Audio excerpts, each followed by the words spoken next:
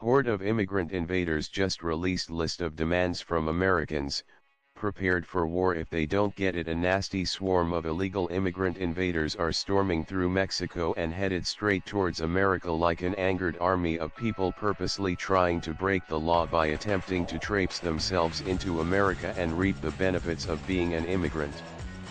They're trying to prove that they are people without borders, but unfortunately for them, the countries all have borders. Some countries have different laws pertaining to immigration, but the American laws are intact and need to be followed. The immigrants galavanting towards America have something waiting for them, and it's called the American military. They will enforce the laws and keep the immigrants from breaking the laws. The immigrants are traveling towards their inevitable denial into America, and it was just this week that a nasty list of demands was found. Not only are these folks trying to break a major immigration law, but they also have a list of demands that they expect the Americans to give them. That's like someone breaking into your house and demanding that you make them a peanut butter and jelly sandwich while rubbing their feet and letting them use your Netflix account. There is no toleration of the hateration coming from these wicked people who have so many demands. Americans just want people to follow the laws, but everyone else wants to break the law. The list of demands was posted on their Facebook page. After posting the list, the public comments tore up the list and spit it right back at them on account of most of the list requiring people to break laws. America is a nation of laws, and even though many of us may be on the same page as immigrants with certain aspects of the list and life in general, we must still adhere to the laws of the land. Once we allow people to break some laws, then everyone else thinks they can break other laws. At that point, you become socialist Venezuela, and that's not the best direction for any country to go in. Let's examine the list of demands and see what's going on. We are a group of people from different nations, religions, genders, gender expressions, and sexual orientations migrating and seeking refuge. We seek to become one collective, supporting each other shoulder to shoulder and demonstrating that by uniting we can abolish borders.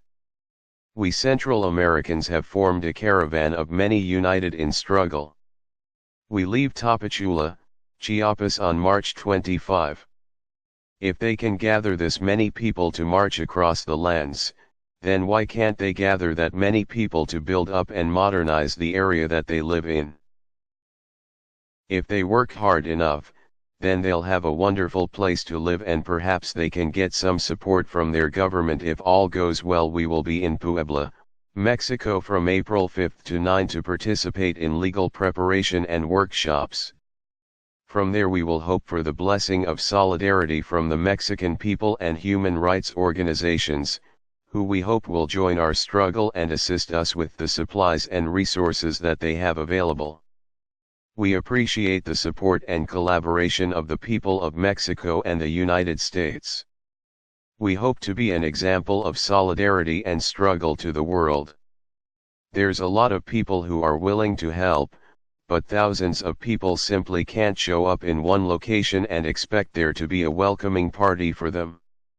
The problem is that there simply is no place to go, and when thousands of people show up at the doorstep of a country, then there's a good chance that chaos will break out, like in Germany, Sweden, and London, where migrant refugees have plagued and destroyed the towns with increased crime, trash, and overall filth that has people regretting the decision to allow them entry. To top off the illegal entry laws that people are breaking, the list of demands is nice, but it's not the correct way to go about things. We demand of our Central American countries, an end to political corruption, an end to violence against women and the LGBTQ community, an end to failures of justice for victims of domestic violence, extortion, threats, and homophobia, an end to corruption between gangs, the police, and governments, an end to murder with impunity and gang recruitment of youth. We can be sure that just about everyone on the planet wants every one of these items. You simply cannot show up as a migrant army and demand this. These desires are only stymied by the ways of individuals who are not as interested in living a peaceful lifestyle embraced by honesty.